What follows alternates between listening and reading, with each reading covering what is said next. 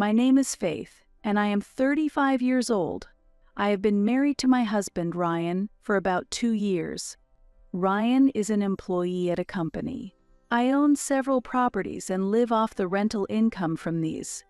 I don't want Ryan to know that I own real estate, so I've told him that I work as a freelance administrative support online. In fact, when I have some free time, I do data organization and input work.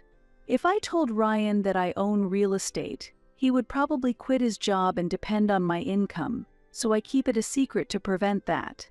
I married him because being with him gave me a sense of security. I wasn't sociable from a young age and had difficulty getting along with my parents and siblings. Currently, I am hardly in touch with them.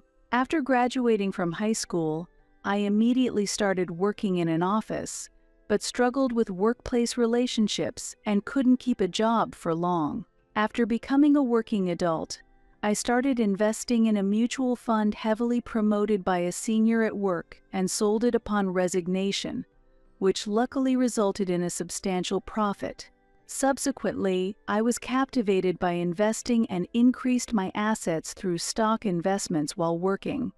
About 5 years ago, I stopped stock investing and specialized in real estate investment, quitting my job to make a living from those investments.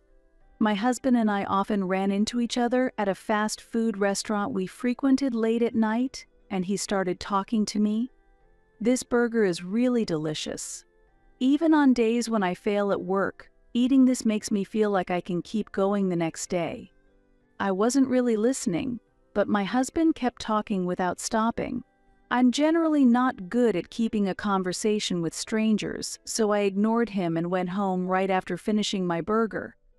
Since quitting my job, I've mostly stayed at home, and even as someone as shy as me, I began to seek contact with others.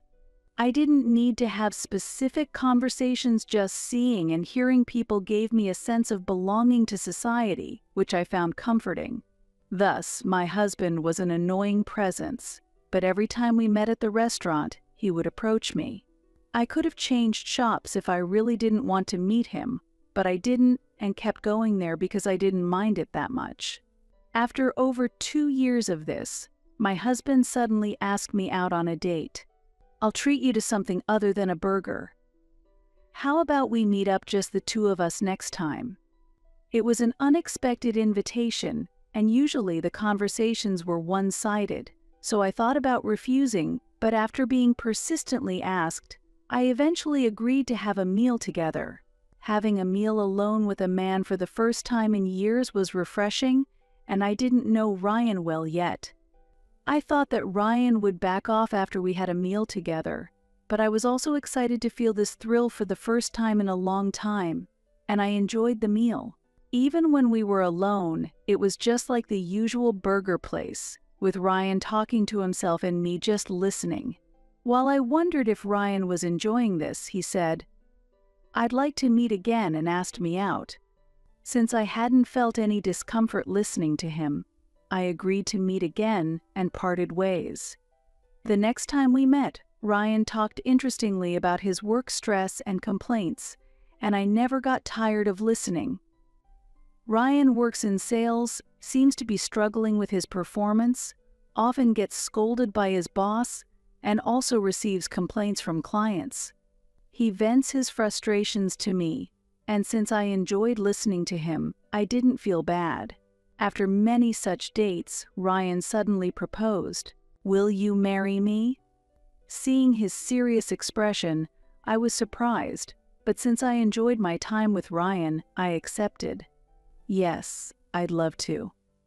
Ryan moved into the apartment where I lived after we got married, and we started living together. I had bought this apartment for investment purposes, but decided to live in it myself as it was well situated with many convenience stores and supermarkets around, and it was comfortable with good sunlight. If I had known I would be living with Ryan, I might have chosen a bigger place, but I never thought I would get married. Before we got married, I told Ryan that I was freelancing to make a living and that the room we live in was mine, but I kept my other real estate investments a secret. We didn't have a wedding ceremony, and I didn't inform my estranged family about the marriage. Unlike me, Ryan maintained a good relationship with his family. Therefore, a celebration was held at my in-laws' house. I usually didn't like gatherings, but I attended the celebration at my in-laws reluctantly and interacted with my parents-in-law and Ryan's siblings. Ryan's sister had been married before but returned to her parents' house with her children after getting divorced, and his brother was still single and living with his parents. Ryan's sister seemed interested in my background and asked me in detail about my current job and the company I used to work for. She also seemed curious about why I owned an apartment. While I was talking with my sister-in-law, my mother-in-law joined in and asked me a question. "Faith, you own your own home at such a young age? Did your parents buy it for you?" Thinking that it would satisfy both my mother-in-law and sister-in-law, I answered that my parents had bought it for me. Then, my mother-in-law became interested in my parents' occupation and asked, "What kind of work does your father do? Is he a president of a company or something?" "My father is a regular employee and doesn't earn enough to buy an apartment." Since telling the truth seemed likely to raise doubts, I answered vaguely to avoid suspicion. However, my sister-in-law then delved deeper into my family's financial situation. "I wonder if Faith's family is wealthy? If so, could they perhaps enlarge this house for us?" she asked, hopeful. Internally, I thought that even if my family were wealthy, I had no intention of funding a rebuild of my in-laws' house. Their home was quite small, and it amazed me that 5 people from 3 generations were living there. However, from that day on, my mother and sister-in-law mistakenly believed I came from a wealthy family and began seeking financial support. When I refused, they started asking for assistance through my husband, so I reluctantly began lending them small amounts through him. Although my husband looked apologetic, he lent money quite casually, which worried me about whether we would get it back. Ryan's job wasn't going well, and his salary gradually decreased. His basic pay was low, and since his salary was heavily commission-based, his poor performance placed him in a tough situation. However, since our household primarily relied on my income, it didn't really affect us.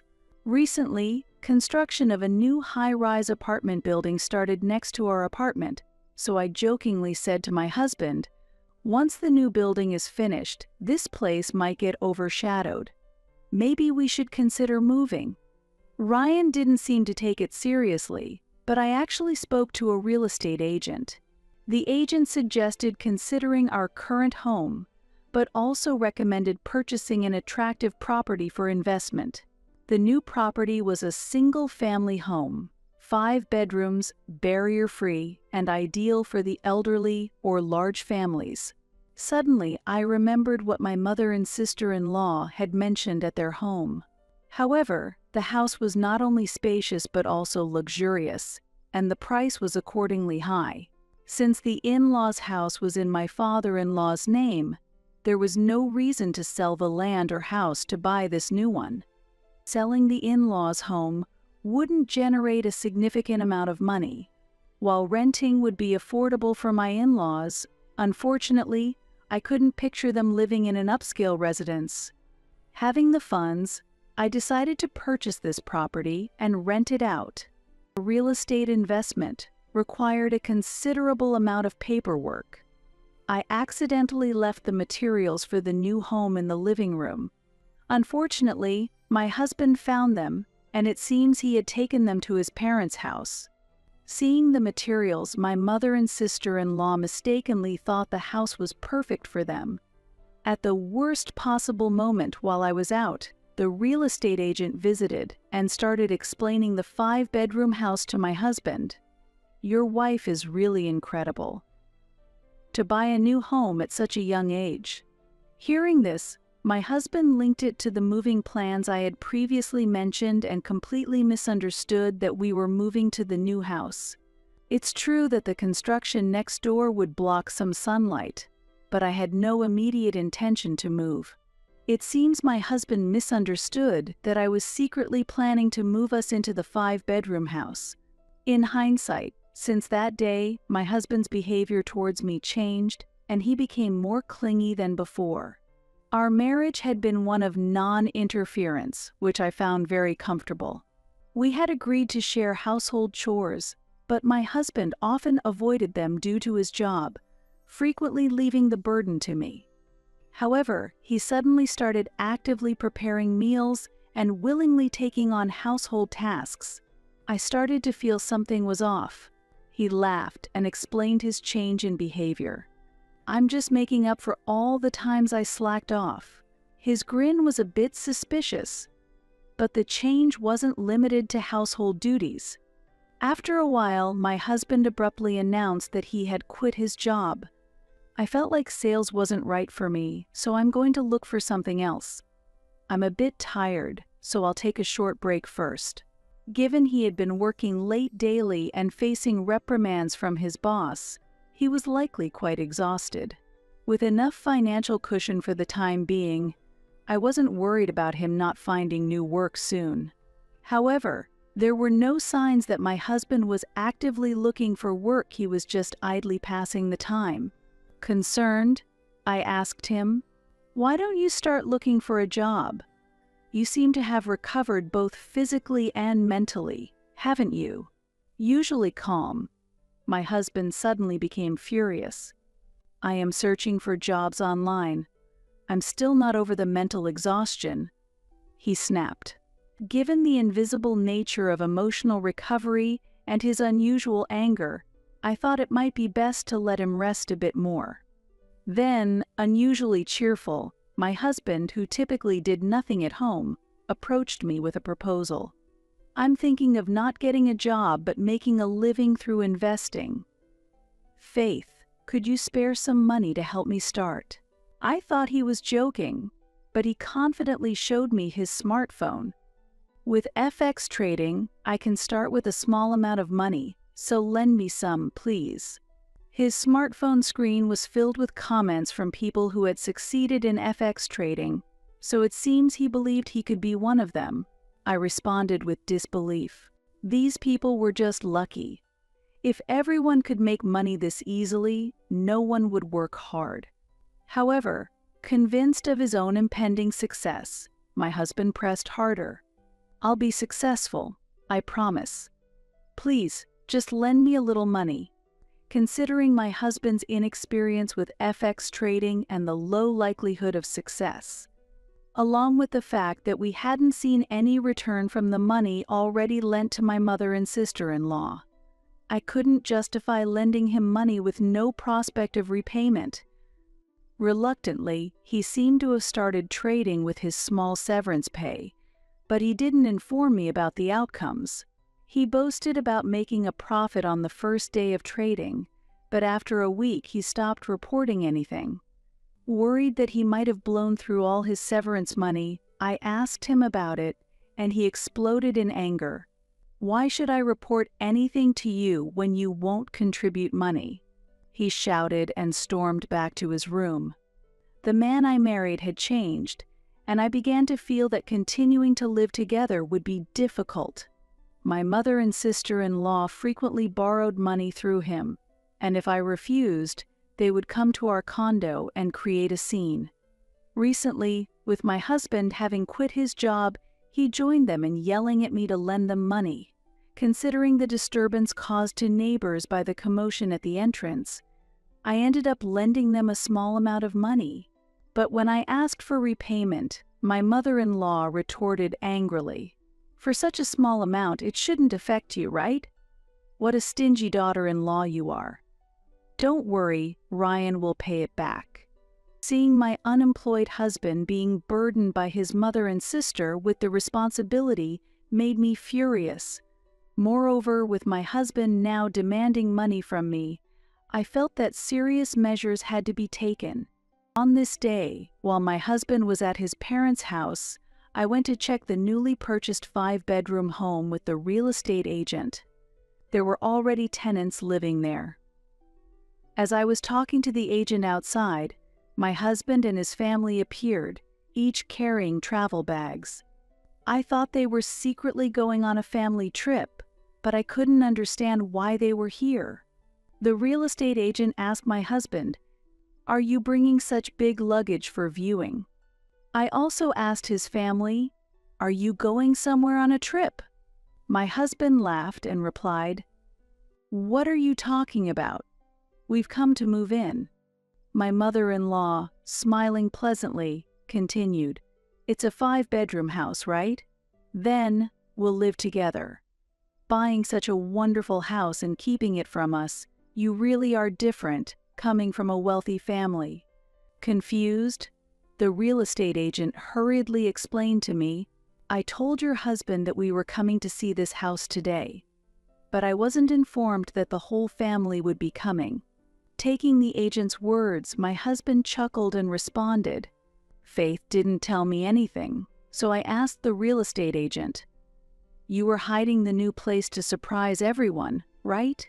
My mother-in-law, unable to hide her joy, continued, "I'm so happy to think we can say goodbye to that old house." Increasingly bewildered, I saw my husband's family trying to enter the new house, and I quickly intervened, saying, "I did buy this house, but someone else is living here." Just then, the tenants who had recently moved into the new home appeared at the entrance and shook hands with the real estate agent, confirming their residence. Seeing this, the whole family of my in-laws started complaining to me. My mother-in-law's smile disappeared, and she screamed with a terrifying expression, "Weren't we all supposed to live in this house? Why are other people living here?"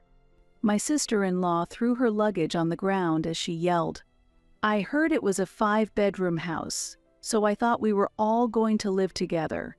My father-in-law couldn't hide his anger and raised his voice, "We've already sold our old home. We have nowhere to return to. What are we going to do now?" I was just confused by their anger, so I asked my husband what was going on. "Did you lie to everyone? What's going on here?" It seemed my husband understood the situation. He stood frozen with a pale face and started talking to me with a trembling voice. "I really thought we were moving into this house. Was it bought to be rented out to someone else?" The real estate agent also started to explain to me in a low voice, looking apologetic. "I had previously informed your husband about this property. Was there a mistake?" I responded with a wry smile, blaming it on my husband's misunderstanding. Once the in-laws knew the truth, they suddenly started blaming my husband. First, my mother-in-law got furious and raised her voice.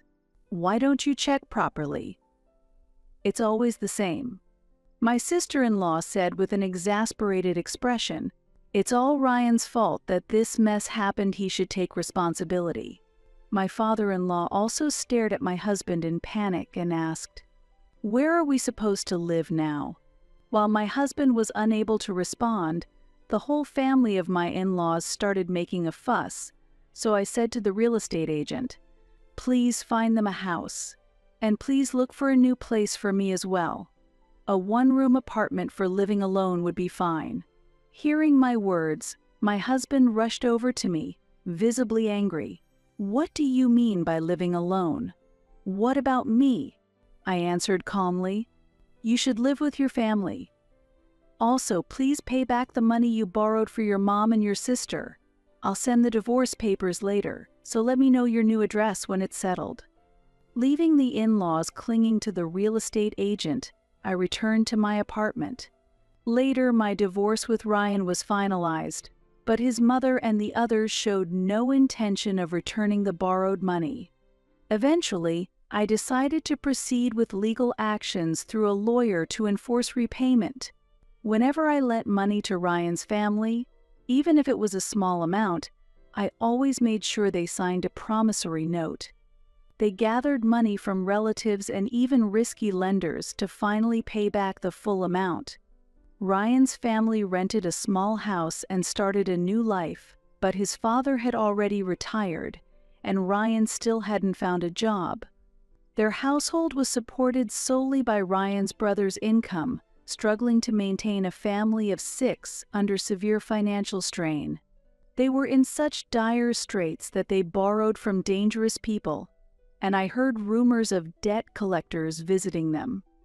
Additionally, they struggled to pay for new furniture they had purchased for their home, while Ryan struggled to find a job. Meanwhile, after moving to a sunny apartment, I started enjoying a comfortable life again. Since separating from Ryan, I have often returned to the fast food restaurant at night, where I can truly relax. Occasionally, I meet new people, but now I take the time to get to know people properly and try to avoid acting solely on emotion.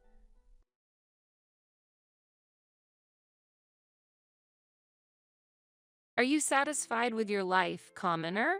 What are you talking about? I'm worried about you. It had been 3 days since my husband and in-laws had disappeared.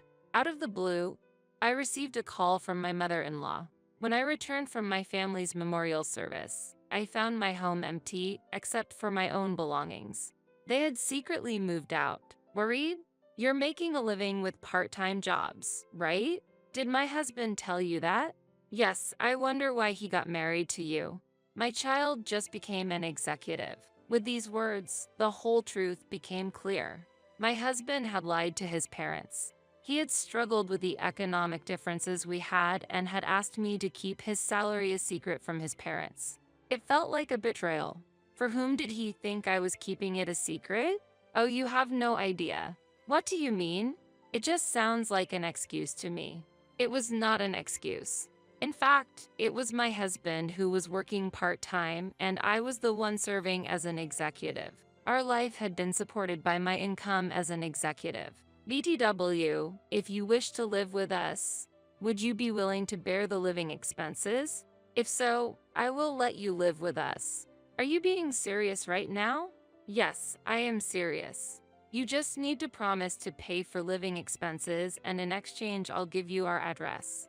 I had never considered living with them, so I decided to fight back. I refuse. In fact, it's my husband who has been working part-time. I've endured it until now, but I've decided to get a divorce. Stop joking. Have you gone mad? My mother-in-law laughed loudly over the phone. You'll find out very soon who is right. Why don't you check with my husband? You are a very unpleasant daughter-in-law. I thought about helping you, but I've changed my mind. I actually prefer that. My mother-in-law retorted angrily and hung up. 10 minutes later, I received a call from my husband, likely bombarded with questions from his mother. Of course, I ignored it and even blocked his number. He must be panicking now. I decided to enjoy my freedom from now on. As a result, my husband and his family would face difficulties. My name is Jenny. I serve as an executive in the company left by my deceased father.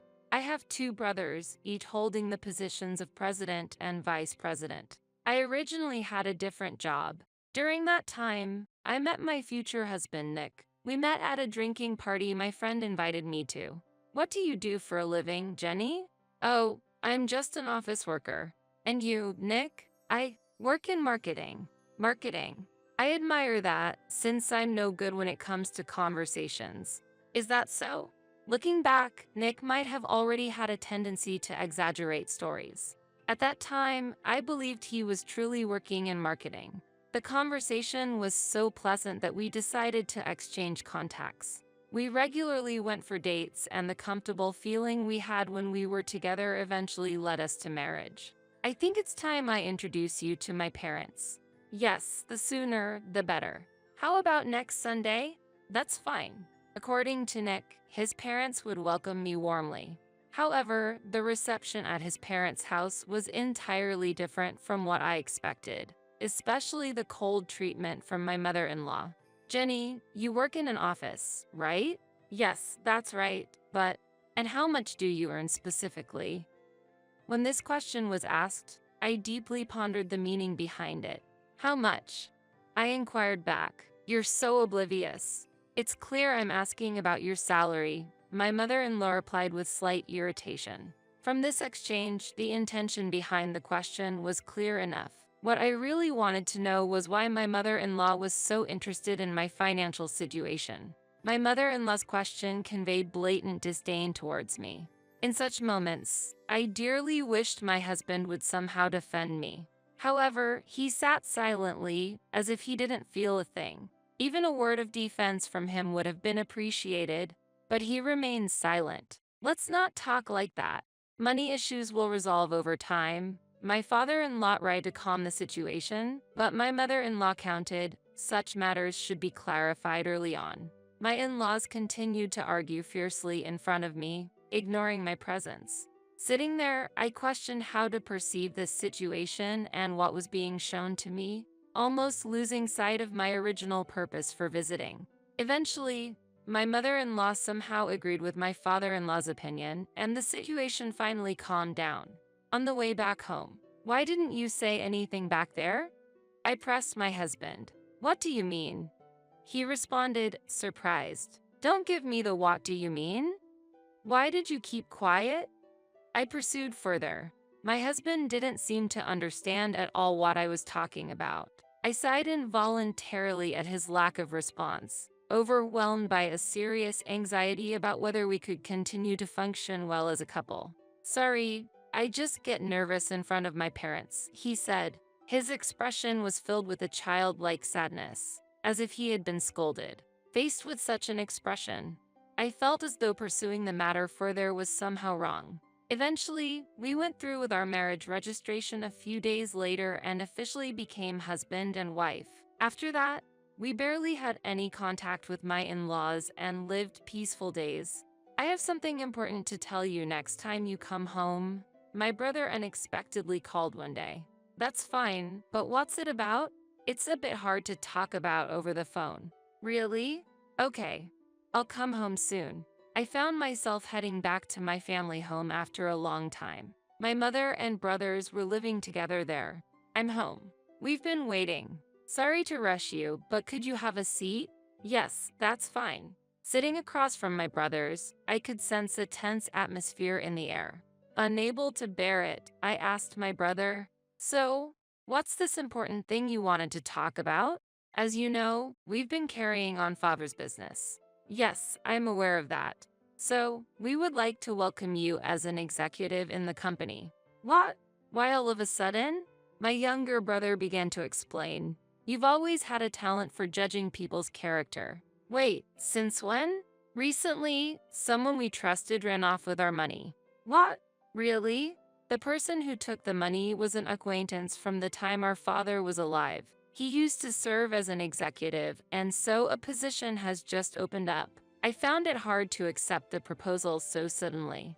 "I can't give you an answer right now." Then, my mother also spoke up. "Jenny, I know it's tough for you, but could you help us out?" "Mom, are you feeling okay?" My mother had been frail for a year now, spending most of her time resting. "I'm feeling well today, so no worries." "Is the executive position really out of the question?" "It's all so sudden. Let me think about it." I left my family home that day without giving a clear answer, troubled about how to respond to my mother's request. Upon returning home, I discussed the matter with my husband. "Really? That's fantastic. You should definitely take it." He was surprisingly enthusiastic. "Do you really think so? After all, it could mean a better salary than what you're making now, right?" They didn't go into details. I fully support my brother-in-law's proposal. There was a specific reason behind my husband's fervent support. A week after discussing this with my husband, an urgent call came. "Please come back home quickly." "What happened?" "It's Mom." Upon receiving the news, I rushed out of work and headed to my family home. When I arrived, many people were already gathered there. In the center of them all, my mother laid quietly. "Please tell me this is a dream." I was unprepared for the sudden turn of events. It was unexpected. According to my eldest brother, when they went to check on her in the morning, she was already dead. I didn't have the courage to look at my mother's face directly. All I could do was stand there, stunned. "Jenny, where's Nick?" I haven't called him yet. I'll do it right now." But my husband didn't answer the phone at all. In the end, all I could do was leave a message on the answering machine. About 2 hours later, my husband arrived. "Sorry for being late. I was busy." Rather than sorrow, I felt angered by his attitude. How can you laugh? Mom has passed away. I didn't mean it like that. Whatever, just keep quiet. You're worrying too much. Until everything was over, my husband did not grasp the seriousness of the situation. While we were busy attending to the many visitors, it became late at night before we could even realize. Just when I was sinking into the sofa, exhausted, my husband made an unbelievable remark. With a smile on his face, he brought up the topic of dividing the inheritance. What about inheritance? Will you get something distributed? I can't answer that so suddenly. But your father was managing a company, right? There must be a considerable amount to expect. Stop it. It's unbelievable to talk about such things at this time. But this is an important discussion. If you're going to talk only about money, I don't mind if you leave. Okay, fine, I understand. With those words, Nick left the house. I could not comprehend why he was so insistent on bringing up the inheritance. Soon after, my eldest brother came by. Did something happen? It's nothing important. It must be tough for you. I never thought I'd be discussing inheritance or company matters at such a time. Normally, you wouldn't discuss such things. Besides, when you guys proposed to me to join the company, my husband was unusually eager. There might be some ulterior motive for his obsession with money. You might be right. I couldn't help but wonder why he acted so forcefully. After my brothers assured me there was no need to worry about my mother, I immediately prepared to return home. I tried contacting my husband before leaving, but he didn't respond at all. As a result, I decided to call his parents' house. Jenny, I've heard from Nick about the situation. I'm truly sorry to hear about your mother's passing. Did you hear anything else? Yes, I heard. According to Nick, you're trying to resolve the inheritance issue on your own. That's not true. In fact, such discussions have not happened at all. Really? Are you hiding something? It seemed like my words were not getting through. Anyway, now is not the time to have such discussions. How insolent. I'll take that as a compliment. Eventually, my mother-in-law could not stand it anymore and ended the call. She seemed furious. However, it was a trivial matter to me. I returned home, but my husband did not come back that day. He returned the following day. Where were you yesterday? Does it matter? I guess not. Our relationship had clearly cooled. Over the next week, there was hardly any meaningful conversation between us. My brothers took care of the funeral arrangements for our mother. Even after the funeral, I never saw my husband or his parents visit us.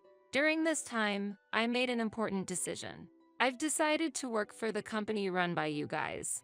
Is that okay? You can reconsider. Last time, we rushed and didn't fully listen to your opinion. Thank you, but I've made up my mind. It's okay. With that decision, I started a new career at my brother's company.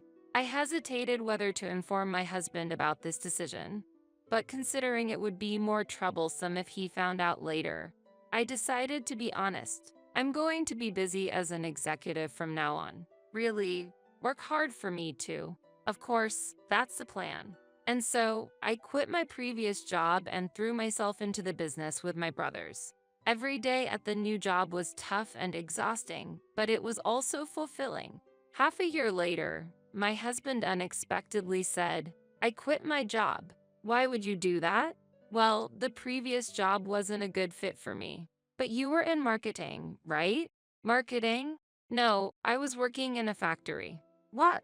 I was astonished by my husband's revelation. All this time, I had believed he was working in marketing. This meant he had been lying about his job since we met. So, you've been deceiving me all this time. Deceiving? What are you talking about? If you've forgotten, then it's fine. What on earth are you saying? That was exactly what I wanted to know. Regretting my marriage with him at this point was futile. So, what do you plan to do now? You're unemployed, right? I have you, don't I?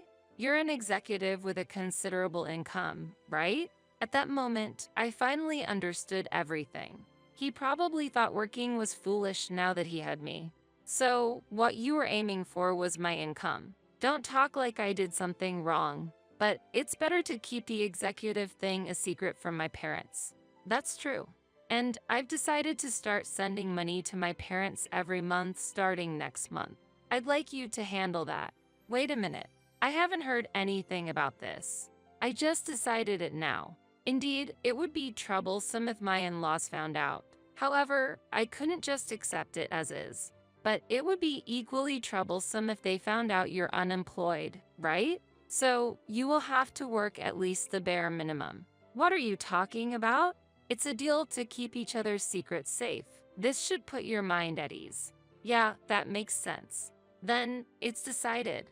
All right, I really can't worry my parents, so please. With a sense of defeat, Nick lowered his head. I had no intention of continuing life under these circumstances. Afterward, Nick started working part-time according to my instructions. However, the wage he earned was extremely low. His working hours weren't all day, and he lived a life as free as during his student days. Even worse, he spent the money he earned on gambling such as poker and slot machines. You should go out sometimes. You can't always be at home. There's no problem, right? Let me be free. Gradually, Nick seemed to have forgotten even the promise to keep each other's secrets. From this point on, Nick's behavior got more and more unbearable. Despite being a part-timer, he started coming home late and going out more frequently. You've been coming home late recently. Is something going on? Oh, I've been asked to do overtime at work. But didn't you choose a job with no overtime? That was the plan, but it seems the situation has changed. Then why have you started to go out more on your days off? I thought I should get some exercise outside once in a while. You dress up quite a bit for that, don't you? I kept asking questions out of curiosity. Initially calm, Nick seemed troubled by my barrage of questions. How am I supposed to answer when you ask so many questions at once? Give me a break. I don't think I'm asking anything too difficult. Are you looking down on me because you're an executive? What? How did we get to that topic? If you want to mock me, go ahead. Wait, where are you going? Stop it. Leave me alone. With that, Nick left the house. Why is he so self-centered? In the end, he didn't return until morning the next day, and when he did come back, he went straight to bed without saying a word. Since it was time to go to work, I left the house. Upon arriving at the company, my eldest brother approached me. What's with that look? Just a lot going on. Is it related to your husband? Yeah, kind of. Do explain. My second brother also joined, and we all sat down to talk about the recent events. I can't believe you've put up with that situation for so long. I would have divorced in a week. I know it's not okay to continue like this. Is there something on your mind? Just a little. Well, my doubts and worries about my husband's behavior grew. I also strongly wished for him to return to the man he was before we got married. That's why I couldn't bring myself to be cold to him. But I soon realized that such lenient thinking was a mistake. It might be best to do something about it soon. Yes, definitely. My suggestion is, there must be a reason behind such behavior. We should look into that. Thank you. I'll do that. Following my brother's advice, I decided to investigate Nick's activities. I had no idea what he was doing during work hours. With the help of my second brother, I prepared to install small cameras. Be careful. If you get caught, it's over. Choose the placement wisely. Got it? I really appreciate this. You can check the recorded footage from your smartphone anytime. That's great. I'm not good with technical stuff, so this helps a lot. While Nick was out, I installed cameras in the living room, bedroom, and other areas. Anxious about the content of the footage, I couldn't sleep at night when I unexpectedly received a call from my mother-in-law. Jenny, have you quit your job? No, I haven't quit my job. Is that so? I heard from Nick that you had. No, I'm still working. Well, it doesn't matter to me either way, but you should be thankful to Nick. Wait a minute, please. I felt infuriated at the inaccurate information conveyed to my mother-in-law. Nick returned home with a smile, unaware of anything. I won big at the casino today. Here, this is a gift for you. What's this? It's a gift. He handed me several prizes. However, such things didn't mean anything to me. I got a call from your mother earlier. Why did she think I quit my job? From my mom? What did she say? Why did you make it seem like I quit my job? Oh, that. Well, and she said I should be thankful to you. Don't say unnecessary things from now on. Got it? I'll be careful. If something like this happens again, you do understand what will happen, right? I get it. So stop threatening me like that. It depends on what you do. After that, Nick's behavior temporarily became more settled. He started to take his work seriously, and the frequency of his outings noticeably decreased. During this time, I had to return to my hometown. I'll be going back home for a bit. I plan to return in 2 days. Understood? Have fun. It's not for fun. It's not a leisure trip. Well, don't be so stiff about it. Isn't it time for you to leave? All right, I'm leaving this place in your hands then. He seemed oddly pleased about me leaving. However, my mind was focused on my mother's first-year memorial. Upon arriving at my family home, my brothers warmly welcomed me. Thanks for coming. Of course, I came because it's Mom's first-year memorial. I see. But what about the camera situation? Camera? Don't tell me you forgot about the high-performance camera I prepared. It was meant to monitor your husband, no? Oh, you're right. I can't believe you forgot. Well, a lot has been going on, and I completely forgot. With the day-to-day business and issues with my mother-in-law, I had completely forgotten about the surveillance cameras. I'll check it when I get back home. Can't you look at it from your phone? That's right. Oh dear. As suggested, I used my smartphone to review the previous footage. The screen showed my husband preparing to go out about a week ago. I see. Did you find out something? Yes, it's quite obvious. Can you show us? I showed my brothers the footage recorded by the camera. The footage included clear audio of my husband arranging to meet someone on the phone and whispering words of love. It was undeniable evidence of infidelity. This is solid proof, definitely evidence of cheating. Feeling utterly disrespected, a wave of emotions surged beyond just anger. What a pathetic man.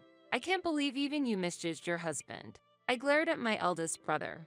Don't look at me so sharply. I was just joking.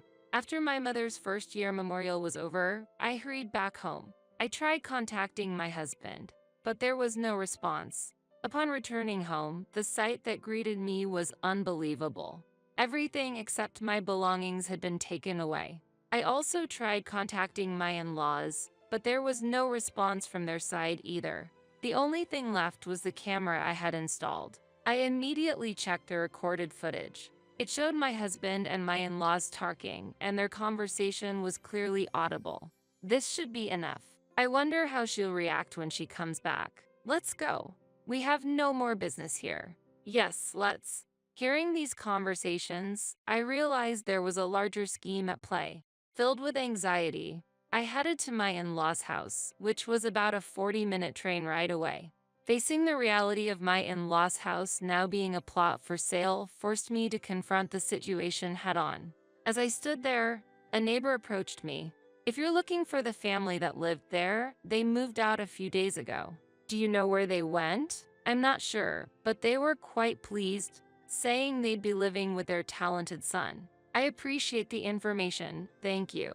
From that moment, I resolved to get revenge. Upon returning home, I tried to figure out a plan, but finding their whereabouts and establishing contact proved difficult. 3 days after my husband and in-laws vanished, I received an unexpected call from my mother-in-law. Are you satisfied with your life, commoner? What? What are you talking about? I'm worried about you. All of a sudden, I received a call from my mother-in-law. Worried? You're making a living with part-time jobs, right? Did my husband tell you that? Yes, I wonder why he got married to you. My child just became an executive. With these words, the whole truth became clear. My husband had lied to his parents. He had struggled with the economic differences we had and had asked me to keep his salary a secret from his parents. I felt betrayed. For whom did he think I was keeping it a secret? You have no idea. What are you talking about? It just sounds like an excuse to me. Do you really think everything Nick says is correct? Is it so wrong to trust my own son? In fact, it was my husband who was working part-time and I was the one serving as an executive. Our life had been supported by my income as an executive. BTW, if you wish to live with us, would you be willing to bear the living expenses? If so, I will let you live with us. Are you being serious right now? Yes, I am serious. You just need to promise to pay for living expenses, and in exchange, I'll give you our address. I had never considered living with them, so I decided to fight back. I refuse. In fact, it's my husband who has been working part-time. I've endured it until now, but I've decided to get a divorce. Stop joking. Have you gone mad? My mother-in-law laughed loudly over the phone. You'll find out very soon who is right. Why don't you check with my husband? You are a very unpleasant daughter-in-law. I thought about helping you, but I've changed my mind. I would actually prefer that. My mother-in-law retorted angrily and hung up. Shortly afterward, I received a call from my husband, likely bombarded with questions from his mother. Of course, I ignored him and even blocked his number. I decided to enjoy my freedom from now on, which would surely put my husband and his family in a difficult situation. The next day, I resolved to move out. Even if they visited, I would no longer be there. It was only fair to return the treatment I had received. After discussing the situation with my two brothers, we immediately headed to a local real estate agency. I sought a new place to live as quickly as possible. We have a property available for immediate move-in, but the rent is somewhat high, the agent said. That's fine. I'll take that property. Understood. Let's proceed with the paperwork. I completed the contract that day and contacted a moving company.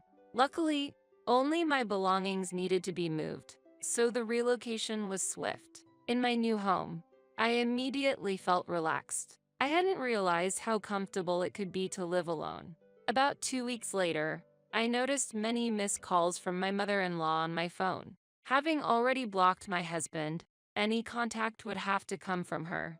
Despite feeling annoyed, I decided to answer. However, it wasn't my mother-in-law on the other end. Where are you? I can't get into the house. Didn't I tell you? I moved out. You moved out. Why? You started it. I just did the same. Wait a minute. What about our lives from now on? It all began with your lies. That's none of my concern. That's Also, I intend for us to part ways. I'll send the divorce papers by mail, so could you give me your address? Nick then started laughing. I see, so you don't know our address, huh? Then divorce is impossible, right? Realizing his tactic, I understood. However, I'm not one to give up so easily. It's true I don't know the address, but I won't give up over that.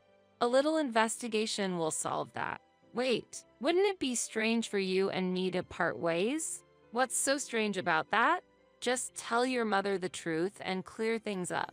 All right, I'll talk to her properly. I can't trust your words. Goodbye. After ending the call, I immediately went to a lawyer. My eldest brother had recommended a consultation with our business's legal advisor. I explained the situation in detail, including the recorded footage and everything that had led up to this point, and they were happy to take on the case. They started arranging for the divorce proceedings right away. A few days later, I left a voicemail message for my mother-in-law. A week later, Nick and his parents showed up at the agreed place. Let's keep this brief, since you've made us come all the way here. Of course, that was the plan. Hiring a lawyer, are we? How desperate must you be? My mother-in-law laughed, but Nick's complexion had gone pale. In fact, he had not yet told his parents the whole truth. This situation was to my advantage. The conversation quickly moved to the main issue. First, based on Nick's infidelity, I demanded divorce and compensation. What are you talking about?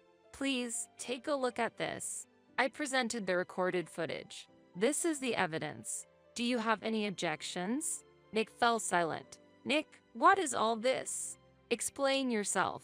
Well, actually, this isn't the only thing. I then presented documents related to the claim for compensation.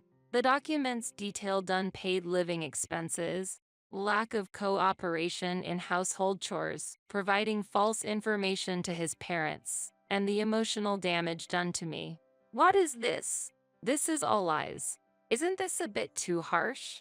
Even my father-in-law, who had been hesitant for a while, finally broke his silence. To tell the truth, I wasn't much interested in my father-in-law's opinion, but if there was going to be a confrontation, I wouldn't hold back. If you're going to insist, then take a look at this. I presented my business card to Nick's parents. What's this? Let me see that closely. They were engrossed in the business card. It had my name and position listed on it.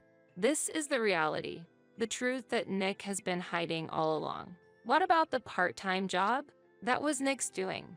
In reality, I've been supporting our household. Nick has been squandering his earnings on gambling. Hearing this, Nick's parents' anger turned towards him. So, the entire livelihood has been. Correct. I've been supporting it. Nick, what does this mean? Were we wrong? It's too late for that. Why did you do this? Truly disgraceful. I just didn't want to worry you two. The situation was enveloped in an atmosphere that seemed like a family argument was about to start. It was a family problem that seemed impossible to resolve. Could you please take your family arguments elsewhere? I don't have the luxury to deal with this. To this, my in-laws changed their attitude and showed an apologetic stance. Jenny, please forgive us. The truth is, we're victims too. My wife's right. It's not like we ever hated you, Jenny.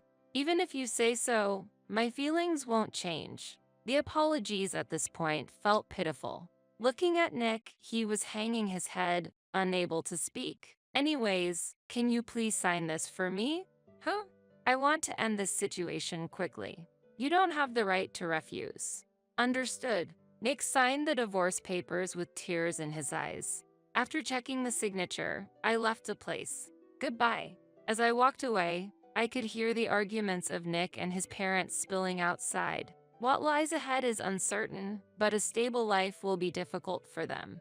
Their life was sustainable only because of my support. Such a foolish family.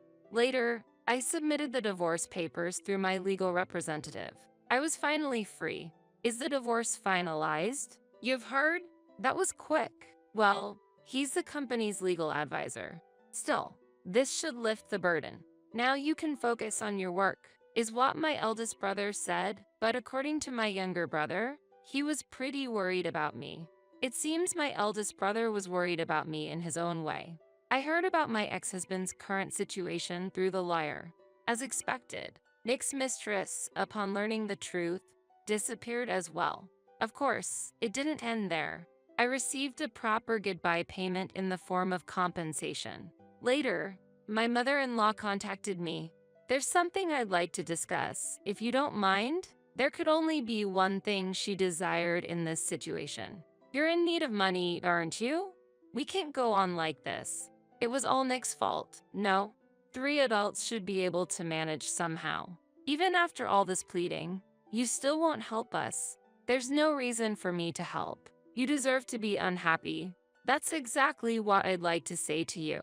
Goodbye. Currently, I hear that my in-laws are living in poverty together. This is because they were completely dependent on Nick for their living expenses, whereas the actual financial support was coming from me. Now, I enjoy a life free from anyone's constraints. Work is going well, and my days are fulfilling. Today, under the clear sky, I embark on a new day. We're moving into your parents' house. They've moved to the countryside, right? So that mansion is ours now. What are you talking about? My name is Jill. I'm approaching my 30s. I have a good relationship with Jeff, whom I married a few years ago, and my in-laws who live nearby are very kind people. I get along well with my biological parents and lead a peaceful life. At some point, my parents, who had lived in New York for a long time, decided to retire in a remote part of the countryside. The city is indeed too noisy. It's inconvenient, but the countryside life suits us better. Although we lived in the city because of my father's job, my parents were raised in the countryside. If they wish to return to the countryside, I have no reason to object. The house they once lived in the city will remain vacant for a while. So I decided to take over the management occasionally and sent my parents off to the countryside, but this led to an unexpected problem. It happened a few months after my parents started their life in the countryside. After dinner one evening, I was talking with Jeff while looking at the photos sent by my parents. So they both seemed to be really into their vegetable garden and enjoying their life in the countryside. Wow, they like the countryside. I'm surprised because I thought they liked living in the city. They were originally raised in the countryside. Hey Jeff, have you ever thought about living in the countryside in the future? I casually asked Jeff about our future. Jeff was halfway through listening to my story when he suddenly stood up. Surprised by his urgency, he took out his smartphone and began to make a call. Dad, Mom, our plan might work. Let's do as planned tomorrow. What, Jeff? What happened? I can't wait any longer. First, we have to bring over my parents' stuff. Leaving those words behind, Jeff hurried to the entrance and rushed out. I heard the car, so he must have gone somewhere far. I had no idea what was going on. Moreover, there was only one car at home, so I had no way to follow Jeff. I had no choice but to wait vaguely for his return. That night, I waited alone for Jeff until late. He didn't answer his smartphone, and he didn't reply to my emails either. Eventually, I decided to go to sleep alone. However, the next morning, an unexpected turn of events awaited. Hey Jill, wake up. We have to pack quickly. Jeff, you're back? Also, where have you been? What do you mean by packing? I asked him, confused as I had just woken up. He answered excitedly. We're moving into your parents' house. They've already moved to the countryside, right? So that mansion is ours now. What are you talking about? Come on, hurry up. Let's start with my stuff. You start packing too. My parents will come to help us soon. Rubbing my eyes, I managed to understand that Jeff wanted to move. Judging by the keywords like countryside and mansion, it seems he is aiming for the residence where my parents once lived. Normally, I would avoid discussing this with others, but my childhood home, my parents' old house, is a luxurious mansion worth $1 million. Before I could respond to this realization, Jeff grabbed his luggage and hurriedly left the house. Within a few minutes, my in-laws arrived at our house. Jill, have you finished packing yet? Well, I suppose you won't need much of your stuff. That's right. Since she's going to live with as a daughter-in-law, she wouldn't need much. 2 sets of summer clothes and 2 sets of winter clothes should be enough, right? Dispose of everything else and come. The room in the shoe area right next to the entrance will be enough for you, right? Make sure to bring minimal belongings. Come on, how long are you going to daze around? Why don't you hurry up and come to the new house? Our stuff was already brought over yesterday. My in-laws, who had been kind until then, began saying strange things. What are you talking about? When I asked in a lowered voice due to their sudden rude remarks, they replied, We mean exactly what we said. From today, you are working in our house as a maid. Of course, do continue working outside as usual, but we'll manage your salary, so be prepared for that. Why? Both of you, what has happened? You have been so kind until now. I still tried to hope this was a nightmare. No, I wanted to believe it was a nightmare. But as if to shatter that hope, they declared, "We were kind to you because we were after your wealth. We were considerate because your parents are wealthy. It's been tiring to pretend all these times, but now we can drop the act altogether." That's right. Your parents aren't planning to come back from the countryside, are they? Then you should serve us from now on. The reason they had been kind to me was due to my family's wealth. Indeed, honestly, my family is financially better off than an average household. But to think that my in-laws saw us in such a way. Ah, Jill, have you finally woken up? And you haven't packed yet? Well, never mind, we didn't plan to take your stuff anyway. Anyway, can you help us unpack at the new house? Although I was still dazed due to the shock, Jeff spoke to me in the same way. I understood then that Jeff was also after my wealth, just like his parents. However, there were 3 of them, and resistance was impossible. I was put in the car and taken away to my parents' residence. The biggest room is mine, as I am the master of the house. Jill, don't enter it unless you're cleaning. I'll take the hobby room for myself. It has plenty of bookshelves, and I've always been envious of it. Then, I guess I'll use the room that used to be the study. Studying is a man's dream after all. My parents' house was in disarray, and it bore no resemblance to its former self. When Jeff left the previous day, he must have taken the keys to this house without permission. And during the night, my in-laws must have secretly moved in their belongings. The interiors my parents loved were all pushed to the corners, and the house was filled with items my in-laws and Jeff preferred. This curtain is in poor taste, but maybe we could sell it for some money. These foreign magazines might be valuable too, right? Let's sell them and have a lavish barbecue party. They laughed joyously as they trashed the house. Stop doing whatever you want. This isn't Jeff's house, nor is it your house, right? Even as I tried to stop them, they didn't listen. Quiet.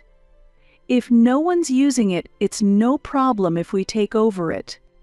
That's right, I've always dreamt of living in a large city mansion. Anyway, can you mop the whole house? The robot vacuum is fine, but a mop suits you better, Jill. Watching the house I grew up in being destroyed, I felt a deep despair. Why is it being destroyed so carelessly? Still, I cannot give up here. My parents have moved to the countryside, but I must protect this house. Do you really think it's okay to do as you please like this? Huh? Why are you acting so high and mighty? This house is mine now. I can do whatever I want in my own house. When I confronted Jeff, he acted as if he owned the place. I'm truly shocked. You all don't understand anything. Completely fed up, I decided that showing evidence would be more effective than arguing. I took out my smartphone and contacted someone. What are you doing? Don't tell me you're asking for help from your parents in the countryside. That's pointless. By the time they come from the countryside, this house will already be ours. From now on, we will change this house into ours completely, so there's no turning back. They seemed to think I was trying to say something to my parents, but I left their misunderstanding unaddressed. There was no need for me to correct them. After all, the truth would soon come to light. And as I expected, everything was resolved in 10 minutes. Jill, sorry to keep you waiting. Nick. Sorry for calling you out of the blue. No need to apologize. Nick? What are you doing here? Seeing that I had called my brother Nick, Jeff turned pale. Nick then looked sternly at Jeff. Jeff, what is this all about? Can you explain? Well, you see. The moment Nick arrived, Jeff's face turned ashen. And there was a good reason for that. Nick was, in fact, a benefactor to Jeff. A few years ago, during an economic downturn, Jeff had lost his job. He had no particular qualifications and had a hard time finding a new workplace. At that time, Nick helped him and gave him an opportunity to work at his company. Frankly, he's not the type I'd hire if he weren't your husband, Jill. But for the sake of my beloved sister, I want him to work hard. Nick, I appreciate this. I will never forget this favor. Given these circumstances, Jeff was in no position to defy him. Pale-faced, he struggled to find an excuse. Jill's room is the room in the shoe storage area, and you're selling our parents' decorative items? What are you talking about? But an empty house deteriorates fast. I thought it would be better if we live here and manage it. Even so, why would Jill's room be the one in the shoe storage area? And having your parents manage her salary is clearly abnormal, isn't it? That is. Jeff continued to desperately make excuses, but Nick would not accept them. Despite Jeff's attempts to escape the situation, Nick spoke calmly. First of all, what do you mean by living in my house without permission? No, Nick, that's not it. I meant I was going to live in your parents' house. I checked with Jill, but it seems you really don't understand. This house was only borrowed by our parents from me. It's officially under my name, and it's my house. Jeff was shocked by Nick's words. However, by now, Nick and I were beyond exasperated. Because, after all, it was an obvious fact. When Jeff was laid off, it wasn't just him who was saved by Nick. Around the same time Jeff was dismissed, my father's company was also facing a financial crisis. At that time, my father was preparing to sell all his assets to clear his debts, but Nick stepped in to help. If you sell the house, Dad, we would lose our home too. So don't worry, I'll buy it under proper terms, and you two won't have to struggle with your living conditions. Since then, my parents had been living with assistance from Nick. The reason they moved to the countryside was not just because they liked it there. They also didn't want to burden Nick any further. You vandalize my house and treat my sister terribly. You're not only incompetent at work, but also have a terrible personality. I see no reason to keep employing someone like you. What? No. Nick, are you serious? Do you think I'm not serious? As Nick declared him fired, Jeff started to panic. Then he turned to me and threw out these words. But if I lose my job, Jill will be in trouble. We are married, after all. However, Jeff's statement was out of place. I no longer wanted to trouble my brother, and I made my position clear. What are you talking about? Considering what you've done to me, divorce is obvious, isn't it? So even if you lose your job now, it has nothing to do with me. Honestly, I think it serves you right. Don't say such things. It will be tough for my parents too. Hearing Jeff's words, my in-laws, who had been silent until then, also spoke up. That's right. Jill is kind-hearted. She wouldn't do such a thing. We had a good relationship, didn't we?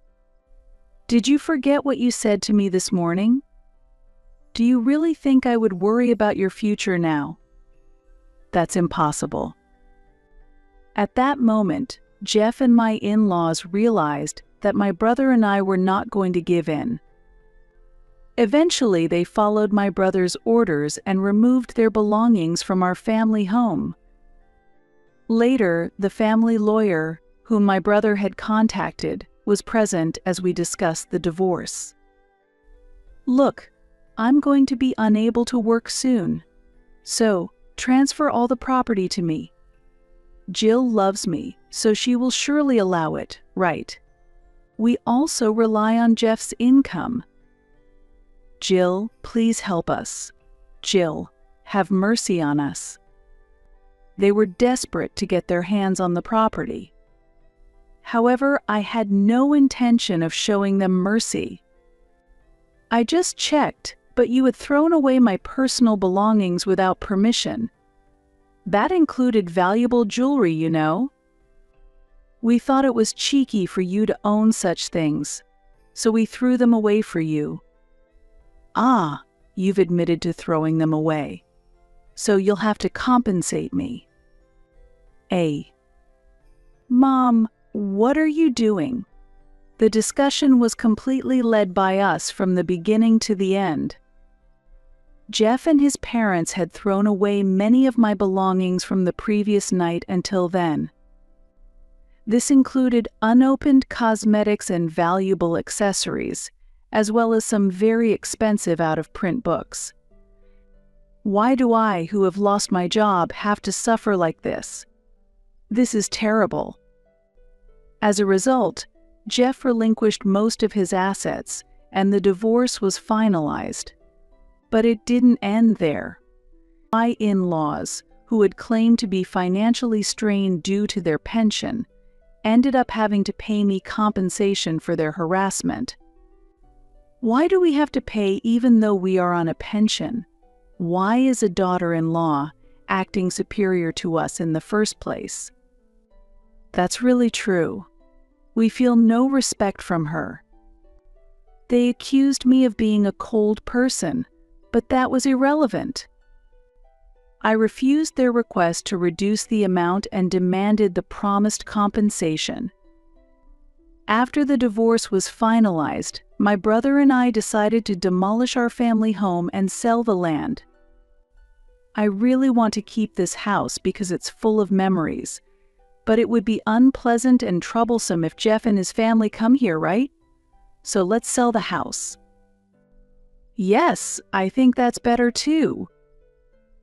This place is inconvenient for both you and me to commute from. The house was filled with many memories, and I would have liked to keep it as it was. However, the thought of Jeff and his family stepping foot there is extremely unpleasant and would also be a hassle, making it a major burden for us. We have many photos taken as a family, and these photos will forever remain vivid in our hearts. These memories will never be forgotten. But what is even more important is completely cutting ties with Jeff and his family and starting a new chapter in our lives. This allows us to embrace new happiness and a peaceful life. Afterward, I continue to work actively as before, enjoying my days. My brother is also expanding his business, leading a busier yet more fulfilling life. Additionally, my parents have passionately embarked on a new endeavor of growing different types of vegetables, planning to take on the challenge of cultivating new varieties. I heard that Jeff and his parents are facing financial and professional difficulties and have even lost their place to live. However, their situation has no impact on us now. We are now focused on saying goodbye to the memories with Jeff and his family and starting a completely new life. What we understand is that there are things far more valuable than money or the luxury of a house.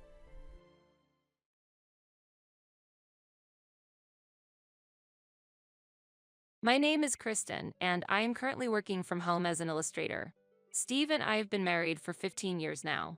We have a son named Alex, who is in his second year of middle school. He has a mischievous side, and as he is going through puberty, each day feels like it slightly wears on my heart. Currently, our family is living with Steve's parents, a situation that came about at the suggestion of my in-laws. Steve has two sisters. One is married and has left home, while the other remains unemployed and mostly stays in her room. We agreed to live together following their request for support. However, this living arrangement has become a significant source of stress for me. Initially, my in-laws were kind, but over time, they began to become more demanding. When working from home, I am criticized as if I were just playing around, and when doing housework, I am told to clean more thoroughly. Without understanding my work from home situation, attempts to explain are dismissed as making excuses. As a result, I have given up on trying to convince or explain to them. I have explained the situation to my husband and asked for his intervention more than once or twice. When Steve spoke to his parents about my work, they dismissed it, saying, "It probably doesn't earn much, and it's just play, not work," and he did not argue further. It's clear I am not just playing around. I have seriously acquired clients, and while my annual income was $50,000 when we got married, it has now grown to $100,000, and I work with numerous companies. I believe Steve understood this, but his true feelings remain unclear. This situation has continued for 15 years, but I do not intend to endure it indefinitely. I have been secretly saving money, and I am close to reaching my goal. Once the goal is achieved, I plan to buy a luxurious high-rise condo and start a new life there with Steve and Alex. Steve agrees with this plan, and I am looking forward to a promising future. "Steve, we're almost at our target amount," I said to my husband, who was browsing on his phone in bed after finishing housework and work. He glanced at me and responded with a lackluster hum. His reaction disheartened me, and I lost the energy to continue the conversation, sighing deeply. "Don't you like it?" "It's not that I don't like it. I'm just wondering how to tell my parents," Steve murmured while fiddling with his phone. Indeed. We have not yet informed his parents about our plan to purchase the condo. However, I was not deeply troubled by this matter. I thought that once the condo's paperwork was advanced to a stage where cancellation was impossible, his parents would have no choice but to accept it. This turned out to be the right approach. After a few months, I managed to save the target amount and successfully acquired the high-rise condo, which is in Steve's name. Although I earn more, the uncertainty of my home-based work made us decide it was safer to have the property in his name, as he has a relatively stable job. Preparations went smoothly, and as the moving day approached, we decided to inform his parents about the move and the purchase of the condo.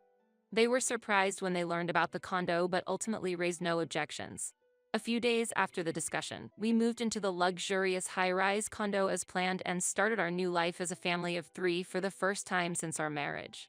We managed to acquire a spacious home with a 5-room layout, including a bedroom for us, a room for Alex, and a workspace for me, where I can comfortably progress my work with no issues. We were enjoying our happy times when, shortly after moving, a request came from a well-known company I contracted with asking me to visit their office. The company is quite a distance from our current high-rise condo, requiring an airplane flight to visit. Moreover, a day trip would be challenging, necessitating an overnight stay. Despite this, I was required to stay at the company for about 3 days, engaging in various meetings that necessitated illustration work. Consequently, I arranged a 4-night, 5-day schedule, shared the information with my husband, Steve, and departed for the state where the company is located a few days later. The meetings with the company concluded smoothly, and I returned to our high-rise condo the following day. Exhausted, I bought some prepared food on my way home and arrived around 6 p.m. Since it was a holiday, I expected Steve to be home. However, upon opening the front door, I discovered several unfamiliar shoes lined up, which at first made me think Alex's friends had visited. But it was clear those weren't the shoes of youngsters. Wondering if perhaps they belonged to Steve's colleagues, I quietly made my way to the living room and slowly opened the door. There, I saw my in-laws relaxing at the dining table. "Excuse me." I approached my in-laws with surprise and greeted them, to which they cheerfully responded, "Welcome back, we're happy to see you." However, I was too perplexed to reply. At that moment, Steve, who had been watching TV, came over to us, and I gave him a look that demanded an explanation. He casually mentioned that after telling his mother about my 4-night, 5-day absence, she decided to come over right away. "Leaving your son and grandson for a trip? What were you thinking? His mother reproachfully commented after Steve's explanation. No, it wasn't a trip. I hurriedly corrected her misunderstanding, but the looks on my in-laws' faces were clearly skeptical. Lies are unacceptable. Was that your purpose for leaving the house? My father-in-law raised his voice at me, and my mother-in-law joined him with a menacing look. Could it be that you're engaging in infidelity? My mother-in-law sneered, casting a contemptuous gaze and mocking words at me. I'm completely innocent of such actions. It was for work purposes. I raised my voice in defense against the baseless accusation. Your agitation is suspicious. My mother-in-law laughed, sipping her coffee and taking a deep breath. Is that really so? Steve cast a cold glance at me, seemingly taking his mother's words at face value. However, I had already thoroughly explained the situation to Steve and provided evidence to prove it, even sending him photos taken with colleagues at the business trip. Yet, I was frustrated that he harbored doubts, believing his mother's words. By the way, we've decided to move in here. What? Amid my frustration with Steve, this unexpected statement came from my mother-in-law. To ensure this doesn't happen again in the future, we thought it's necessary to supervise. We've also started the process of selling the house. Moreover, we've changed the ownership of this condo into Dad's name. My mother-in-law continued with surprising comments before I could catch up. I was completely bewildered and looked at Steve for help. He avoided my gaze, clearly confused. What do you mean you've changed the ownership? That's not something simple, is it? Seemingly amused by my distress, my mother-in-law looked at me with a smile. The process wasn't that complicated.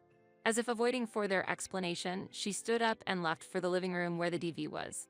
At that point, I could only rely on Steve. Later, I took Steve to the bedroom to urge him to explain the situation, but he began to speak reluctantly.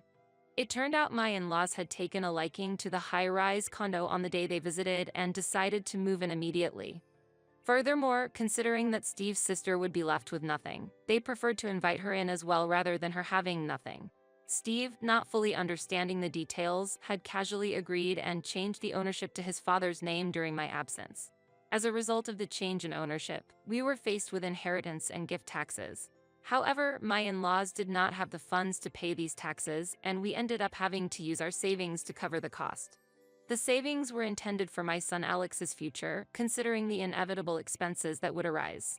I couldn't help but feel a boiling rage towards my husband Steve and my in-laws for what they had done. However, dwelling on what had already happened was futile, so I had no choice but to accept it. The thought of parting ways with Steve crossed my mind with the resumption of living with my in-laws and sister-in-law, but considering Alex, I couldn't make a clear decision. We returned to the same life with my in-laws as before. Days of mental strain revisited me, but fortunately, work kept me busy enough not to dwell on it much. However, a significant event that would decide my feelings occurred. A month after my in-laws and sister-in-law started living with us, I was once again asked to participate in a meeting with that company. This time it was supposed to be short, requiring only an overnight stay. Despite hesitations due to the presence of my in-laws, it was still part of my work. In discussions with Steve, the initial accusations of infidelity raised by my mother-in-law were brought up, but after promising communication with the company, post-visit activities, and photo sharing, it was eventually agreed that I could go without any issues. So, I'll be leaving now. I greeted my mother-in-law, who was relaxing in the living room on the day of departure, but received no response. My father-in-law, watching TV, glanced at me for a moment but returned to his screen without showing much interest. Without saying anything more to them, I left the high-rise condo. After completing the meeting, I returned home the next afternoon. I'm back, I announced to my in-laws in the living room, then immediately headed to my office to resume work. However, the room was empty, with many of the materials that were supposed to be there gone. At first, I couldn't understand the situation and why everything had disappeared, but I quickly realized it was the work of my in-laws and confronted them. Mother, all the materials in my office are gone. Where did you put them? What are you making such a fuss about? She retorted when I hurried into the room, momentarily taken aback but then starting to sip her tea with an accustomed demeanor. Those books and documents, they were essential for my work. And that work? Filled with drawings that don't seem practical? Despite my earnest explanation, my mother-in-law laughed dismissively, unwilling to listen. Those were very important to me. Where did you put them? You're so noisy. We've already disposed of them, she said that while showing annoyance and eventually admitting to throwing them away. I was speechless at her words, finding myself unable to say anything more to her. Mia needs her own room. She can't always be with us. My mother-in-law explained that after moving, there wasn't enough room, so my sister-in-law had been sharing with my in-laws. However, exhausted by my sister-in-law's late-night activities, my in-laws decided without consulting me to give her my office, which stored materials and artwork crucial for my work. These were of immeasurable value to me. Hearing that my things were disposed of, I silently returned to my office from the living room. How much time had passed? While lying on the floor, devoid of motivation, Alex came into the room. "Mom, is something wrong?" Noticing Alex had come home and it was already dark outside, I responded, yeah, I'm fine. Welcome back." After he opened the door and saw the state of the office, he looked at me silently. "Did something happen?" While puzzled by his reaction, I asked with a smile, only for him to look back at me seriously. "Mom, aren't you going to divorce?" His unexpected question left me speechless. "I know. Grandma and Grandpa have been harsh on you, and Dad isn't supporting you, right?" Alex stood in front of me, turning on the light and sitting down on the floor. I couldn't grasp his words immediately, just staring back at him. "If things keep going like this, you'll get sick," he said before leaving the room. Immediately after, I received a summons from my mother-in-law and was ordered to start preparing dinner right away, so I quickly began the meal preparations. Even while cooking dinner, the words my son Alex had uttered were racing through my mind. I had been postponing the decision to divorce, considering my son, but never expected him to actually bring up the subject of divorce.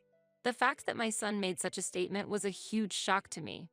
However, that incident solidified my decision to divorce, and the next day, I promptly obtained a divorce form from the city hall. That evening, as soon as my husband Steve returned home, I presented the divorce form in front of my in-laws.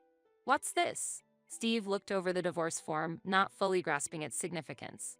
"What's going on?" My mother-in-law approached to check the form immediately after. "Wait, what's this?" "A divorce form." Her seemingly pleased remark made it clear to Steve that I wanted a divorce, and he suddenly focused on me. "Let's get a divorce."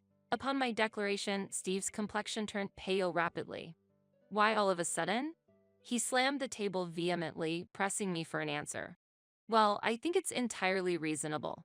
After all, you were a wife who couldn't show much skill in either household chores or your profession."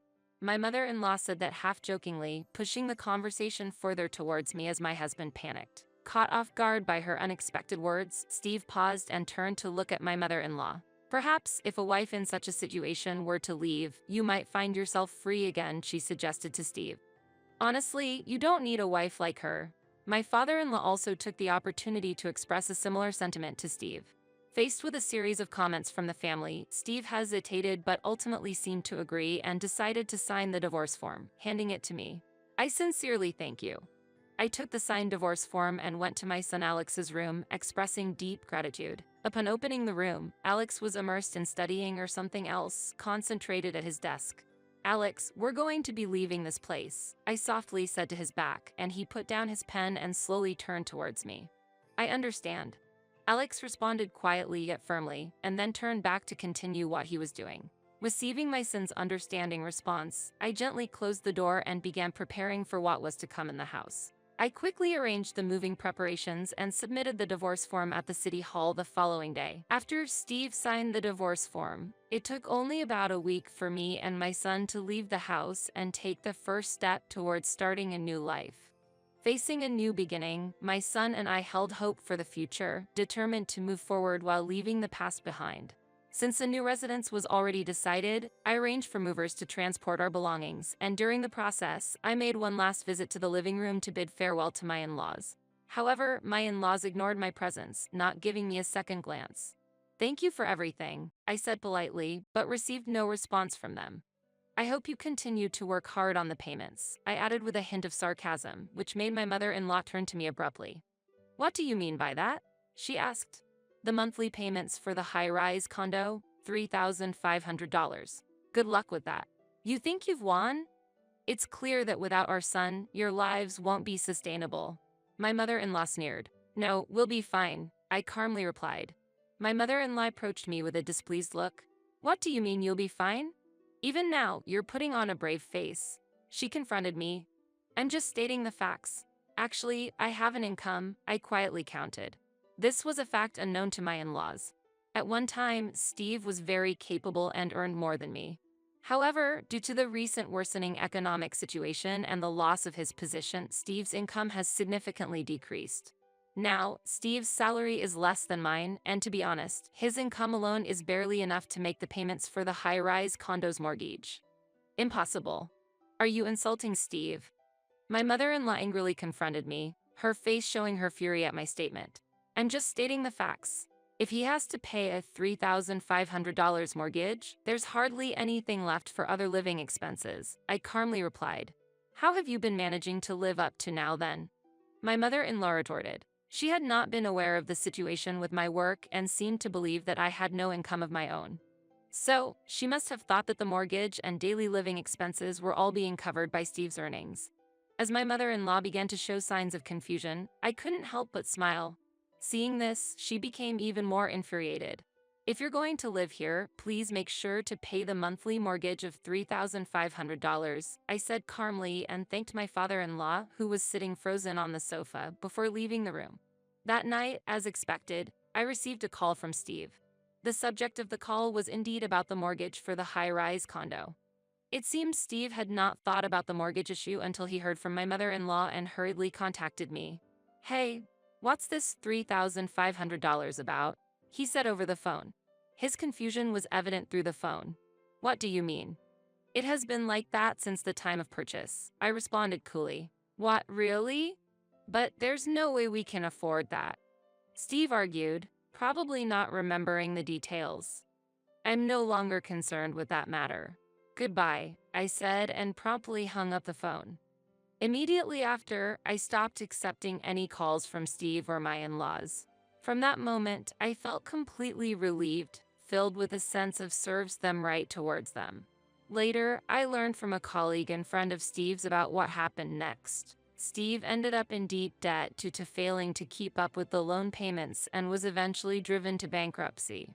Naturally, my in-laws and sister-in-law didn't have the funds to make the payments either and also faced bankruptcy. Steve managed to keep his job but now has to support not only himself but also the other three, taking up night jobs and becoming increasingly worn out day by day.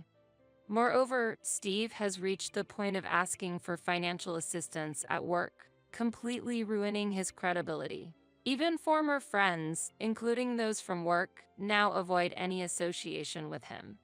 There were even demands from Steve's parents for severance pay, indicating they were pushing him to quit his job, which only highlights the dire situation they're in. Perhaps this is their comeuppance for underestimating my profession and coveting the luxurious high-rise condo without knowing anything. Now, I live comfortably with my son, focused on my work, and feeling incredibly happy.